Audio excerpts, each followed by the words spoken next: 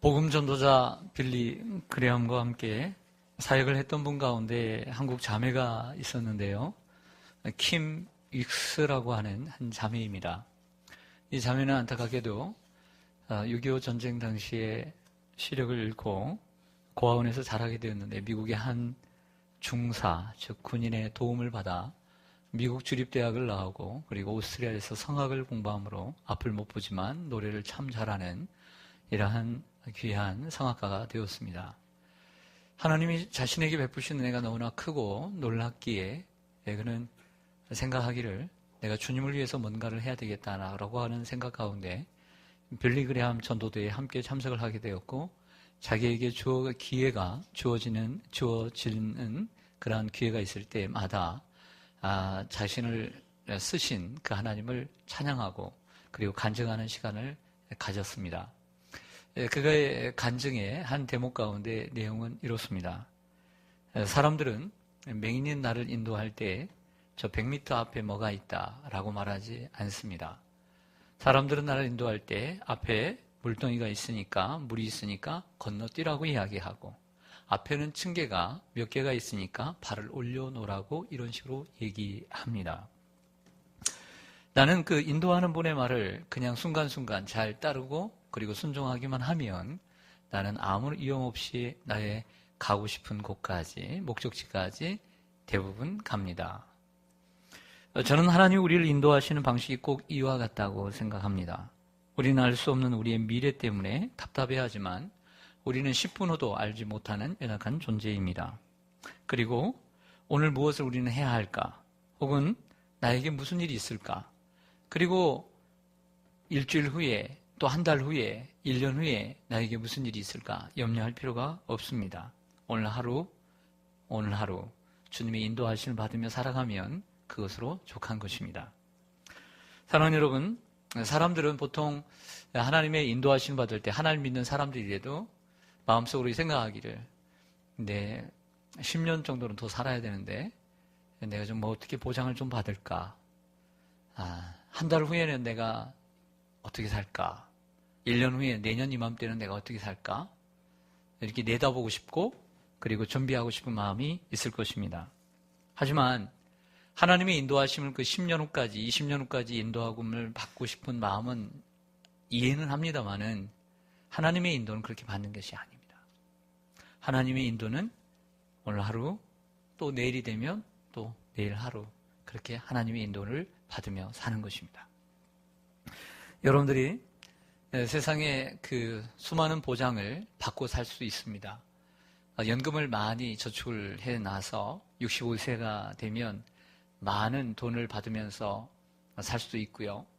좋은 직장을 다녀서 연금을 받고 평생 내가 사는 동안에는 그리고 내 아내까지는 큰 어려움이 없을 것이다 라고 보장을 받을 수 있을 것입니다. 그렇지만 우리의 인생은 그렇게 사는 것이 아닙니다.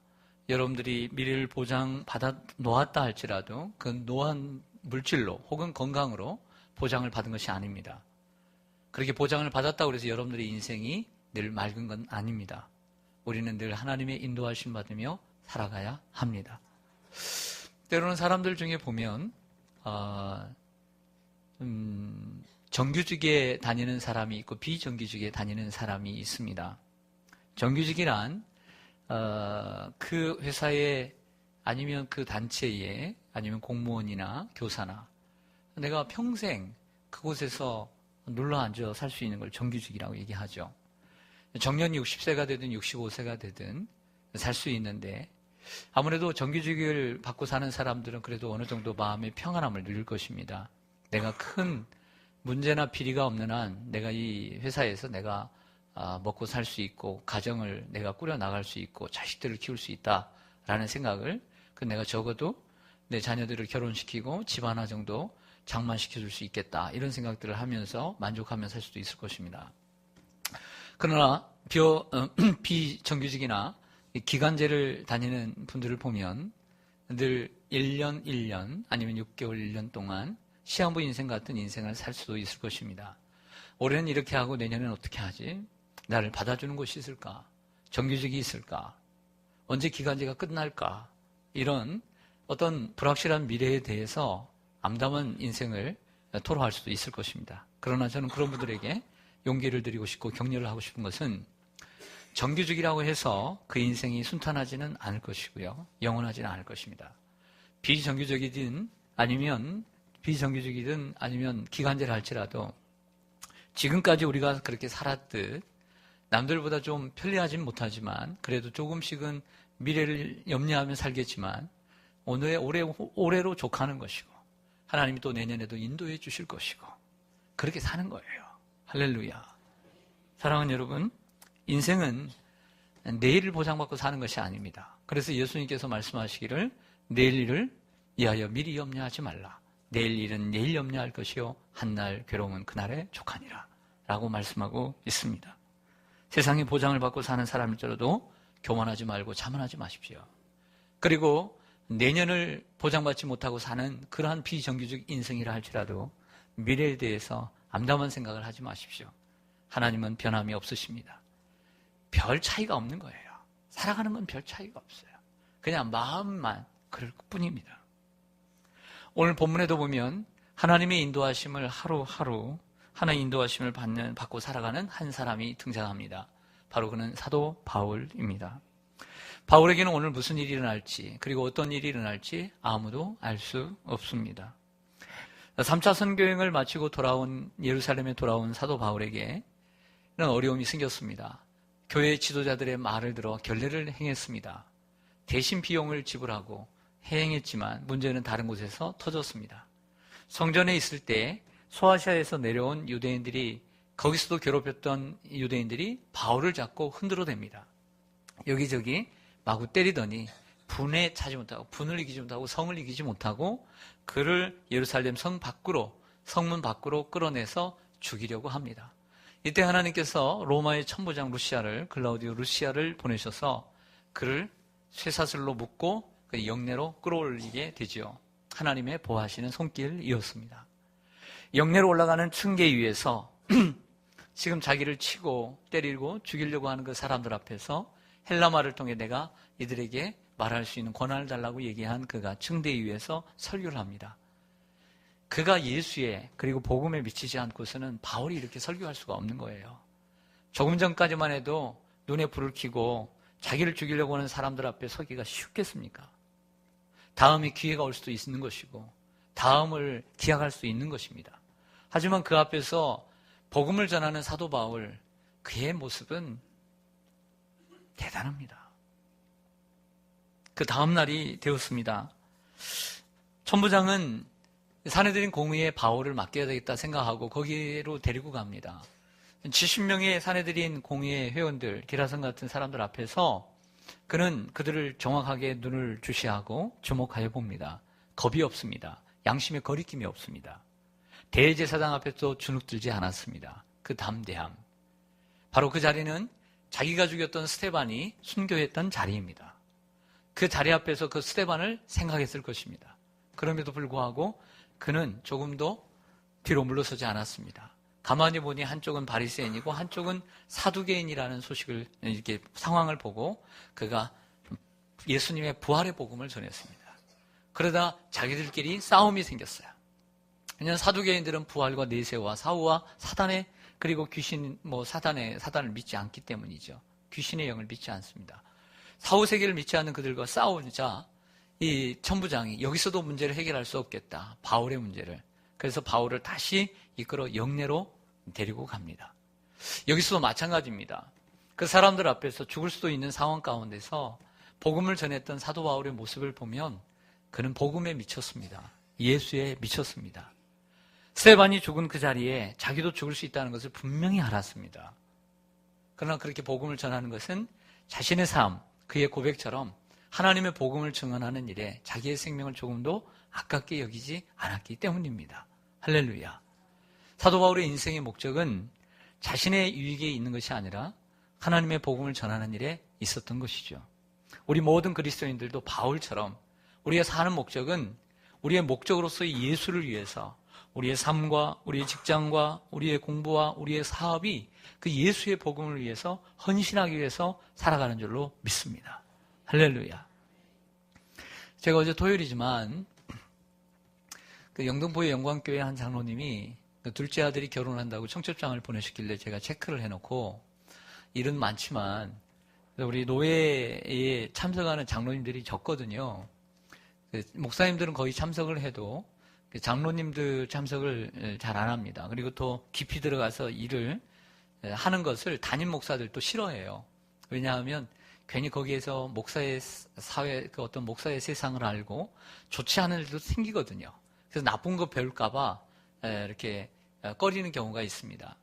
우리 장로님들은 두 분씩 이렇게 로테이션으로 돌아가면서 노예에 참석을 하게 되는데 거의 첫날만 참석을 하시고 이제 돌아오는 경우들이 많습니다. 뭐 적극적으로 참여하시라 마시라 얘기는 안 하는 제가 스타일인데 우리 장로님 자신들, 장로님들께서도 그렇게 적극적으로 노예 일에 참여하시고 싶은 그런 성격은 또 아니기 때문에 그렇습니다. 그런데 과유불급이라고 더 서지도 않고 더 나서지도 않고 그렇다고 해도 뭐 안 하는 것도 아니고 자기의 역할을 좀 잘하는 그 영광교회 장로님이 열심히 참석하시길래 또 청첩장까지 보냈으니까 또 시찰장이고 해서 또 대표다 생각하고 뭐 연락은 안 하고 그냥 갔습니다. 저녁 6시인데 무척 늦은 시간이죠. 사람들 많더라고요. 그런데 제가 보통 우리 또 임직식을 몇 번 했는데 보통 임직식 같은 거 교회 행사를 하게 되면 목사님들이나 장로님들 손님이 오면 이 거마비로 즉 교통비로 이렇게 5만 원, 10만 원씩 드립니다. 이게 교회의 이제 관례예요. 당연히 하는 것입니다.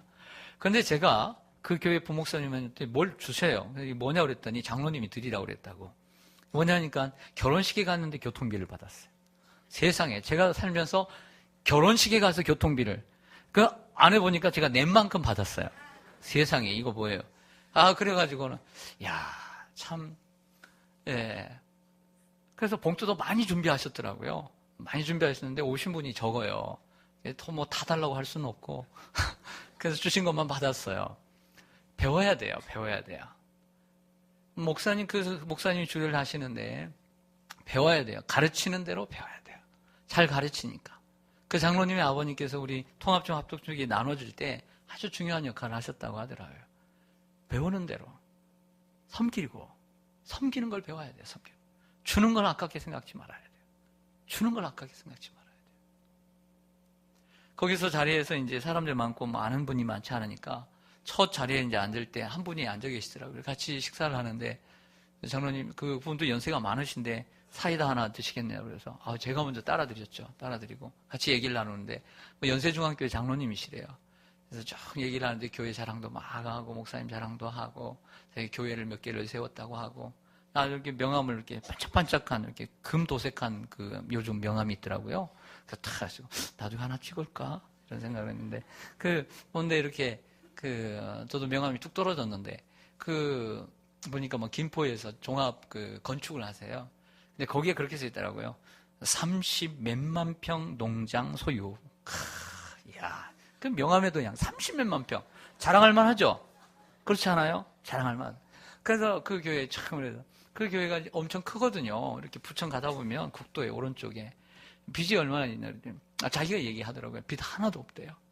비축한 돈만 200억이 있대요.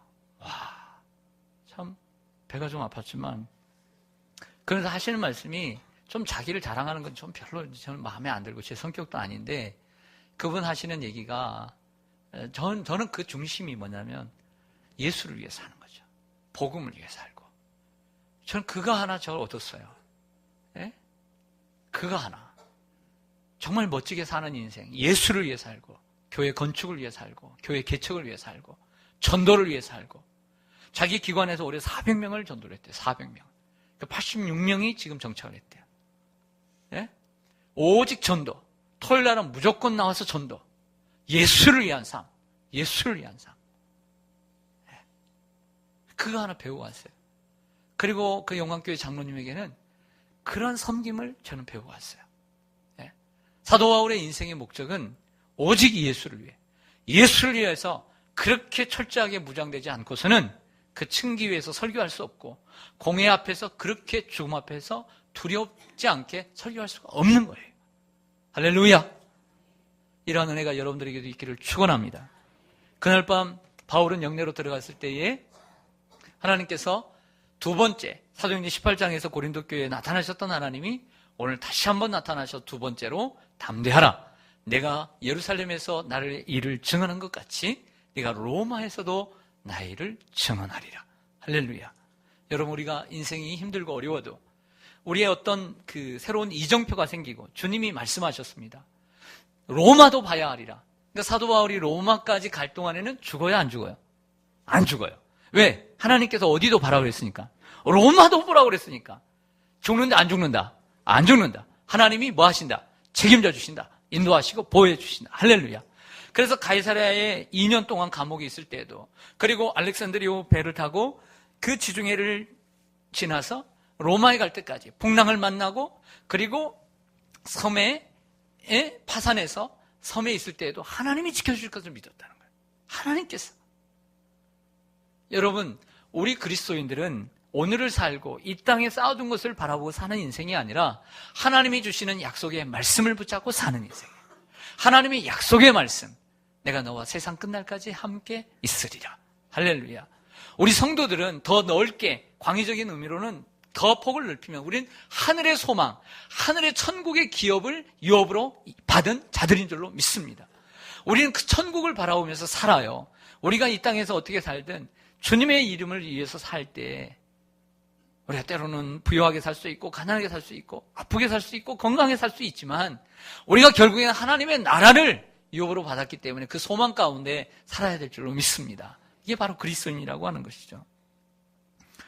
바울이 그날 밤 영내에서 이제 주님의 방문을 받은 밤, 그 다음 날 아주 밖에는 숨가쁘게 상황이 변해졌습니다. 왜냐하면 그것을 놓치지 않고 사도 바울을 죽이기 위해서 유대인 젊은이들 가운데 40여 명이 바울을 죽이기 전에는 내가 먹지도 않고 마시지도 않게 하겠다고 그를 암살하기 위해서 맹세를 한 사람이 40여 명이나 있었다는 거예요.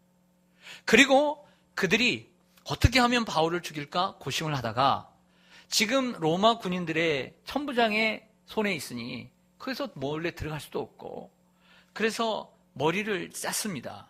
자기와 같은 생각을 하고 있는 대제사장과 그리고 장로들과 그리고 사두개인 바리새인들에게 찾아가서 요청을 합니다. 우리가 그 사도 바울을 죽이려고 합니다. 당신들은 이 일만 해주십시오. 천부장에게 찾아가서 우리가 공회에서 사도 바울에 대해서 다시 신문할 일이 있으니 공회로 보내주십시오. 이렇게 요청을 해라는 거예요. 그러면 사도 바울이 이 영내에서 공회로 성전으로 나가는 순간 우리가 숨어 있다가 그를 암살할 것입니다. 이런 프로젝트를 얘기를 한 거예요. 정말 상황이 어렵습니다. 경각에 달려 있습니다, 목숨이. 사랑하는 여러분, 이들은 대단히 무서운 존재들입니다. 종교가 타락하면 사람을 이처럼 죽이기까지 합니다. 사람의 목숨을 아끼지 않습니다. 옛날에 현대 종교의 고 탕명환 소장은 구원파, 세모 사건, 그리고 저기 그 연세중앙교회 건너편에 있는 그 모 교회, 그 교회들을 이단이라고 정죄를 했습니다. 결국에는 살아있을 때 그랬어요. 내가 죽으면 저 구원파가 죽인 걸로 알라. 그런데 그 연세중앙교회 건너편에 있는 그 모 교회에서 결국에는 이 탕명환 소장을 죽였습니다. 그렇게 세상을 떠났어요. 그리고 지금은 그 아들이 그 현대 종교를 이끌고 있습니다. 이슬람은 어떻습니까? 종교의 이름을 가지고 있지만 그 종교의 이름으로 테러를 일으키고 그리고 전쟁을 불사하고 있습니다. 세상에 나쁜 일을 이렇게 많이 하고 있어요. 종교의 이름으로. 그럼 우리 기독교는 떳떳합니까? 천주교와 기독교가 나눠지기 전에 11세기부터 13세기까지 유럽의 기독교는 예루살렘 성지가 이슬람에게 빼앗겠다는 소식을 듣고 그 예루살렘 성지를 탈환해야 한다라고 하는 명분하에 군대를 일으켰습니다. 그것이 십자군 운동입니다. 1차, 2차, 3차 계속해서 일으키면서 안타깝게도 그 성지를 탈환하려고 하는 그러한 명분하에 이슬람 교도뿐만 아니라 하나님을 알지 못하는 사람들 그리고 농부들, 연약한 사람들을 무참히 학살했습니다. 이건 누가 책임질 것입니까? 그러나 그 명분만 내세웠지 진정한 그의 속셈은 다른 곳에 있었던 것이죠. 사람들은 예수의 이름을 위해 사는 것이 아니라 주님의 영광을 위해 사는 것이 아니라 그 종교의 기득권을 가지고 자기의 이익과 자기의 부와 자기와 명예를 위해서 살아가는 사람들이 세상에 아직도 많이 있다는 것을 우리는 냉철한 눈으로 봐야 될 줄로 믿습니다.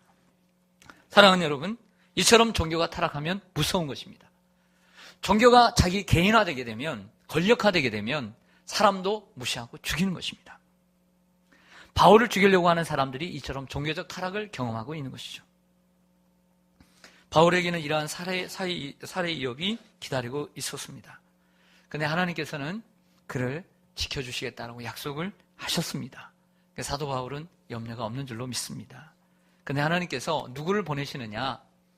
두 사람을 보내시는데요. 첫 번째는 바울의 생지를 보냅니다.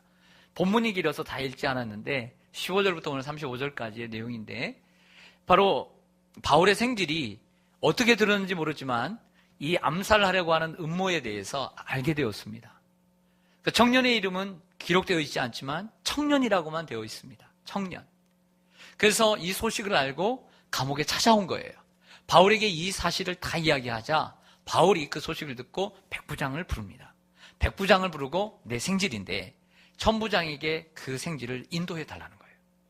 할 말이 있으니까. 중요한 말이니까. 그래서 백부장이 천부장에게 이 생질을 데리고 갑니다.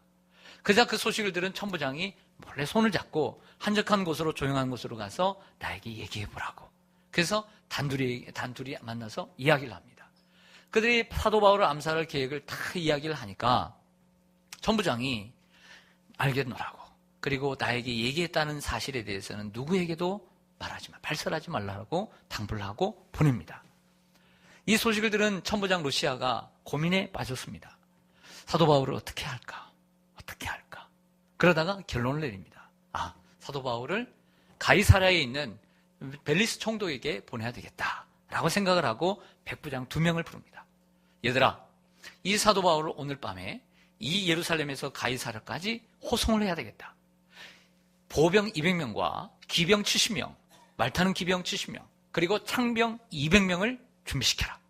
제3시, 즉 6시를 더해서 우리나라 시간으로 저녁 9시에 오늘 이곳에서 출발할 것이다. 아무에게도 말하지 말고 군사를 준비시키라고 한 것이죠. 이렇게 해서 사도 바울을 가이사랴로 호송시키는 가이사랴 호송작전이 시작하게 된 것입니다. 자기 군대의 절반에 가까운 1000명의 군인에 가까운 그 절반에 가까운 470명을 대동해서 오직 한 사람을 보호하기 위해서 하나님은 일을 행하신 줄로 믿습니다. 할렐루야. 하나님은 하나님의 사람을 이처럼 인도하시고 보호해 주십니다. 예루살렘에서 가이사랴까지의 거리는 96km입니다.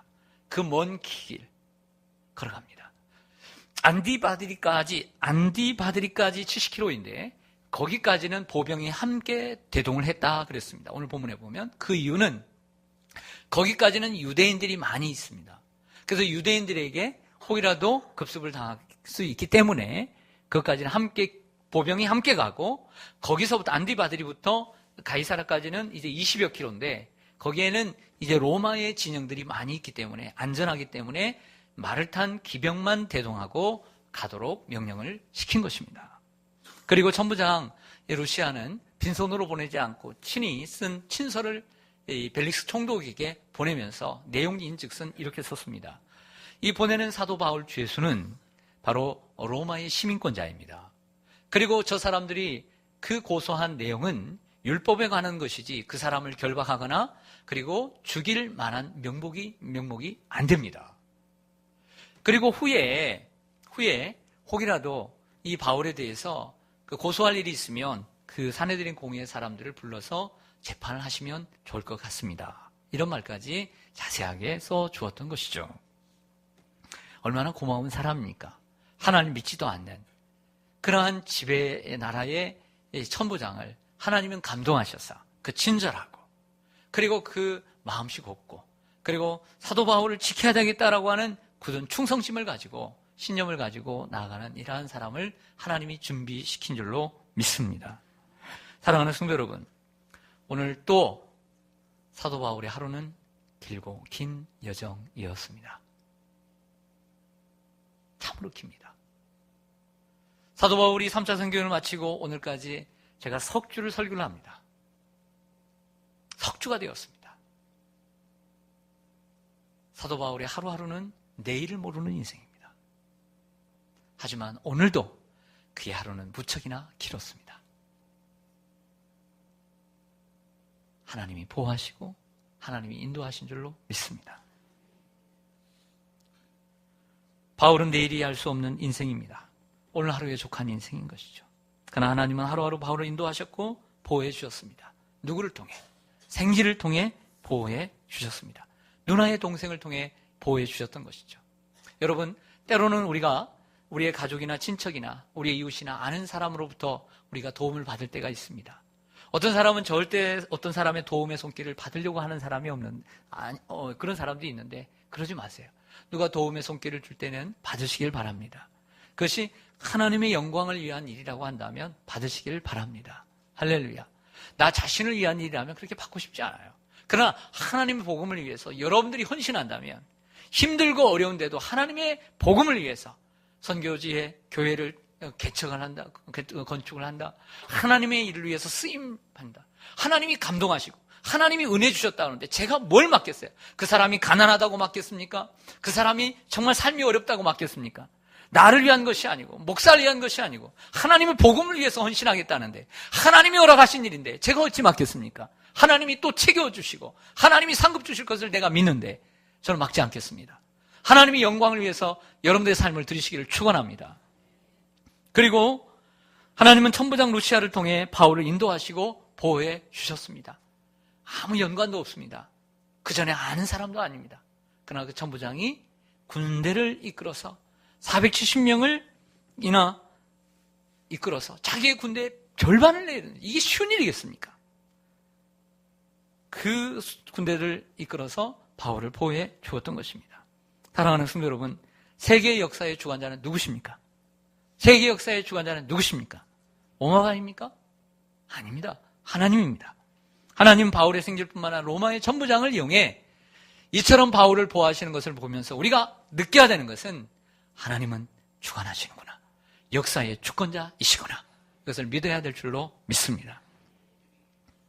사랑하는 성도 여러분, 바울을 인도하시고 보호하시는 하나님은 바울뿐만 아니라 하나님의 자녀들을 보호하시고 인도하시는 하나님이십니다. 할렐루야. 우리가 예수 그리스도를 구주로 믿고 그 거듭나서 성령을 받으며 옛사람을 버리고 돌이켜서 하나님의 자녀로 살아야 합니다. 그러면 하나님의 성령이 우리를 인도하시는 거죠. 그럼 우리가 주님을 영접할 때 성령이 내 안에 임하고 우리는 하나님의 자녀가 되는 줄로 믿습니다. 하나님의 자녀가 된다고요. 뭐가 된다고요? 하나님의 자녀. 여러분들에게 자식이 있습니까? 없습니까? 대부분 있죠. 저에게도 자식이 있습니다. 그들이 저를 원하진 않았어요. 그러나 어떻게 하나님 주셨으니까 아버지라고 부르죠. 어머니라고 부릅니다. 가끔씩 그런 얘기를 합니다. 네. 아버지는 엄마를 선택했어도 우리는 엄마를 선택하지 않았다. 반대로 얘기하면 엄마는 아빠를 선택했지만 우리는 선택권 없이 그냥 태어났어. 네. 무슨 말인지 아시죠? 빙글빙글 돌리면 무슨 말인지 아시겠죠? 네. 그러므로 우리가 아내에게 뭐라고 할 때, 남편에게 뭐라고 할 때, 그건 책임이, 우리는 다 자기 책임이라는 거예요. 여러분 책임이에요. 그러나 자식들은 내가 엄마가 되라고 엄마를 선택을 했습니까? 아빠를 선택했습니까? 그건 선택 권한이 없이 된 거예요. 그러므로 우리는 우리의 자식을 낳았지, 자식이 우리를 낳은 건 아니잖아요. 그래서 우리는 자식을 책임져야 돼요. 그리고 아내와 남편도 책임져야 되는 거예요. 왜? 우리가 선택했으니까. 맞습니까? 안 맞습니까? 네, 그럼 책임지셔야 돼요. 두 아들이 있습니다. 저는 그 아들이 태어나는 순간부터 그를 먹이고, 입히고, 재우고, 그리고 잘 키우기로 결심을 했습니다. 내가 살아있는 날까지 책임지기로 결심을 했습니다. 솔직히 근데 결심까지는 안 하고 그냥 살았어요. 그냥 당연히 그래야 될 줄 알았어요. 그러나 생각해보니까 결심했던 것 같아요. 혹이라도 제가 그 아이들이 아프면 제가 치유해주고요. 쟤들이 힘들면 제가 함께 해주기로 마음을 먹었던 것 같아요. 근데 혹이라도 그런 일은 없어야 되지만 우리 아들들이 눈을 잃으면 제가 평생 눈이 될 거고요. 귀를 잃으면 귀가 되어줄 거고요. 혹이라도 걷지 못하면 제가 발이 되어줄 것 같아요. 이게 부모예요.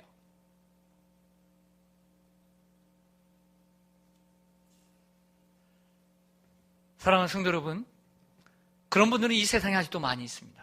그렇게 살아가는 거예요. 이 땅에서 비록 우리의 가족이 어떻든 가족이 있으면 좋지만 하나님께서 우리의 아버지시니까, 우리는 자녀니까, 사랑하는 아들이고 딸이니까 하나님 우리를 책임져 주시는 거예요. 할렐루야. 하나님 우리를 책임져 주셔요. 왜? 하나님의 자녀가 되는 순간 하나님은 내가 너를 책임져 주겠다라고 하나님이 결심하셨기 때문이에요. 언제까지? 세상 끝날까지, 죽는 날까지. 할렐루야. 제니스 브라간이라고 하는 사람이 테네시주 교도소에 있을 때 이런 광경을 목격하고 그가 글을 썼어요. 감옥이라는 곳은 제가 가보지 않았지만 면회만 여러 번 갔는데 힘 있는 사람이 가는 곳이에요. 힘 없는 사람이 가면 쥐어 터지고 심부름이나 하고 얻어 터지고, 그리고 같은 남자들끼리 모여도 성추행 당하고 그래요. 예쁘장하게 생기면. 어려운 곳이에요. 그런데 이렇게 운동장이 있는데 한 조그만한 키가 작은 두 청년이 활보를 하는데 마치 그 교도소의 짱처럼 활보를 하는 거예요. 뭐처럼? 짱처럼.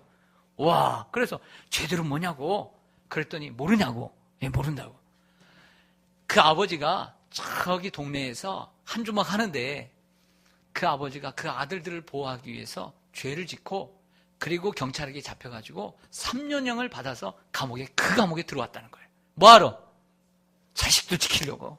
키가 조그만하니까, 힘이 없으니까. 그렇다고 해서 응석바지로 키우려는 것은 아니었고요. 사내답게 행동하기를 원했던 것입니다. 그리고 사람들에게 엄포를 놓기를 누구든지 내 아들 조금이라도 건들면 내가 가만히 두지 않겠노라고 엄포를 놓는 거예요.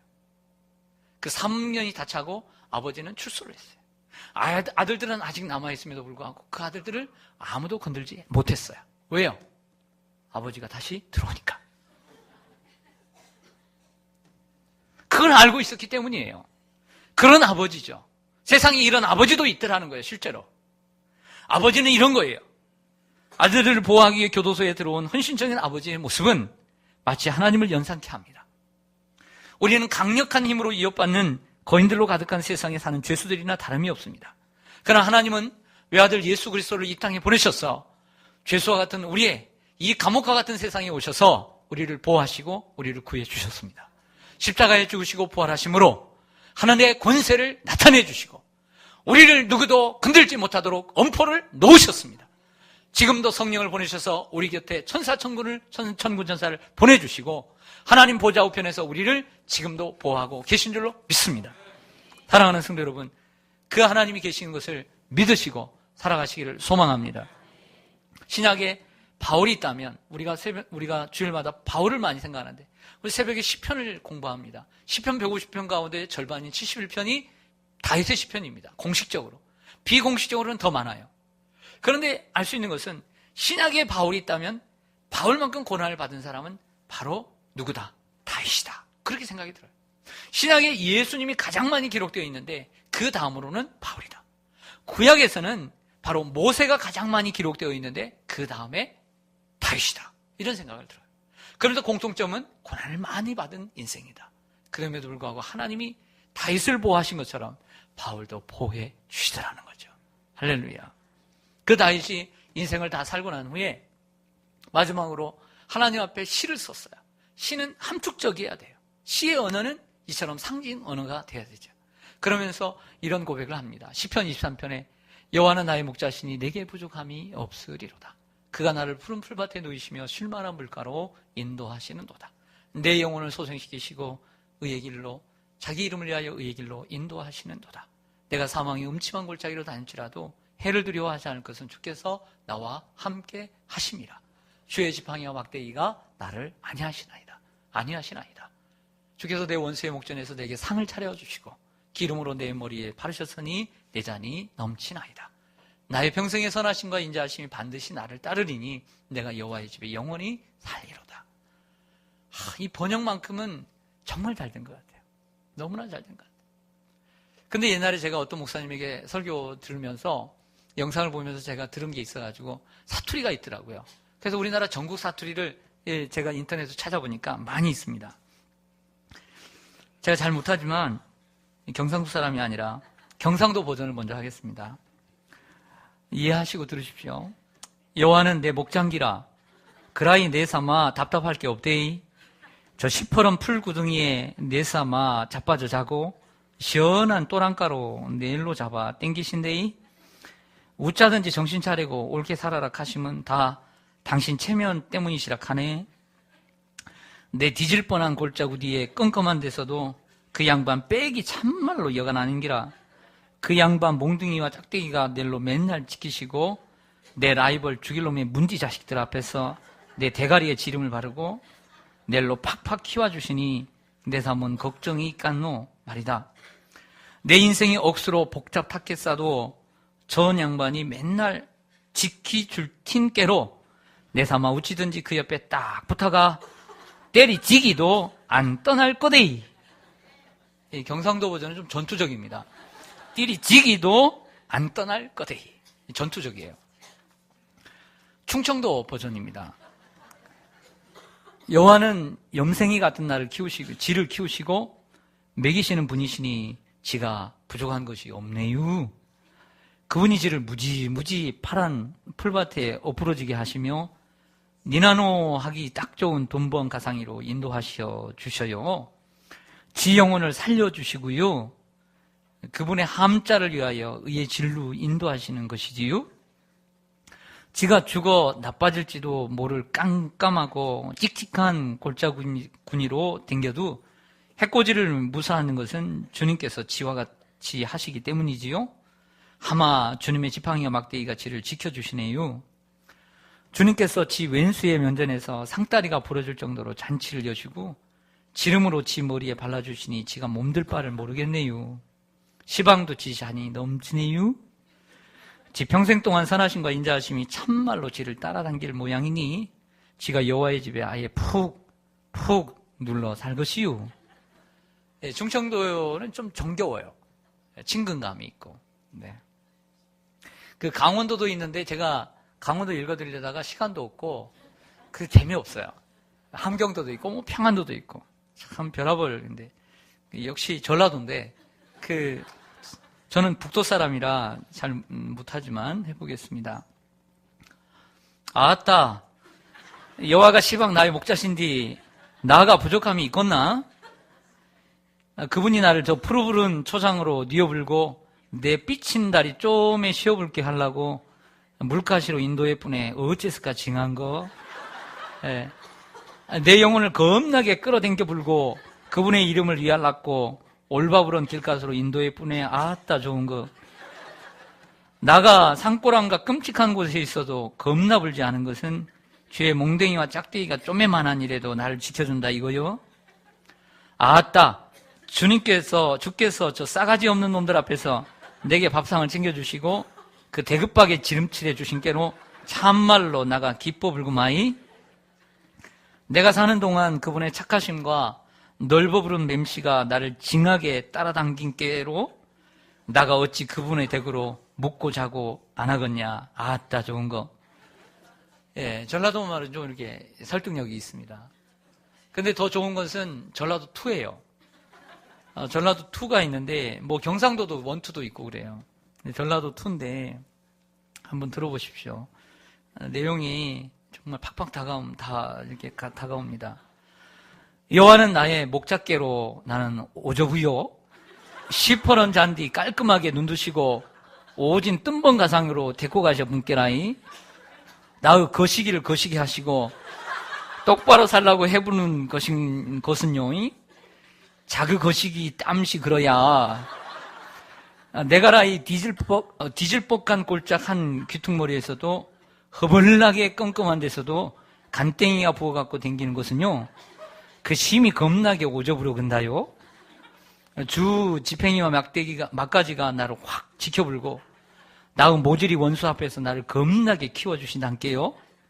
나의 인생이 아무리 겁나게 거시기 해도 그냥만이 만날 지켜주실랑께요. 나는 거시기 해도 그냥반 옆에 오지게 붙어갖고 뒤져도 안 갈라요. 참말이요. 태클 한번 들어와 보소. 확 그냥반한테 찔러 불 텐께. 나는 거시기 해도 그냥반 옆에 오지게 붙어갖고 뒤져도 안 갈라요. 태클 한번 들어보시오. 그냥반한테 찔러 불란게. 인생을 살다 보면 사도 바울을 태클을 걸고 다윗을 태클을 거는 사람이 많습니다. 그때마다 그들은 세상에 나가서 찌른 거 아니라 하나님 앞에 찔렀고 하나님 앞에 하소연을 했고 하나님 앞에 울었고 때로는 하나님 앞에 호소했습니다. 여러분 삶이 힘들면 혹시 여러분들 괴롭히는 사람이 있으면 하나님 앞에 그냥 찌르세요. 그리고 하나님 앞에 나가 호소하시고 하소연하세요. 힘들다고 나가서 술 마시면서 나발부지 말고, 힘들다고 교회는 안 와서 교회는 안 오고 노래방 가서 찌르지 말고, 예? 노래방 가서 세상 노래 부르지 말고 하나님 앞에 나와서 기도하세요. 좀. 예? 바른 선택을 하세요. 바른 선택. 할렐루야. 때로는 하나님 앞에 내가 믿음이 적어서 하나님 앞에 왜 하나님 앞에 사태질할 수 있어요. 원망할 수 있어요. 그러나 하나님은 저 이해하신다고 생각해요. 그래도 하나님 앞에 나와서 울어야죠. 하나님 앞에서 대들고 하나님 앞에서 기도하고. 그 하나님은 모든 것을 들으시고 그 선하심과 인자하심으로 응답하심 우리를 반드시 승리하게 하실 줄로 믿습니다. 바울을 인도하시고 보호해 주신 하나님, 기가 막힌 하나님입니다. 우리의 인생이 보장되어 있지 않아도, 아니 보장된 인생이라도 더 깨어서 하나님 의지하십시오. 우리 모든 인생은 내일을 보장해 놓고 사는 인생이 아니에요. 오늘 하루 한 걸음 한 걸음 하루하루 주님의 인도하심을 받을 뿐이에요. 미리 염려하지 말고 하나님이 여러분들을 지켜주신다고 약속해 주셨으니 그 하나님의 선하심과 인자하심을 바라보면서 내 평생에 주님만을 섬기겠다고 고백하며 사시기를 주님의 이름으로 간절히 축원합니다.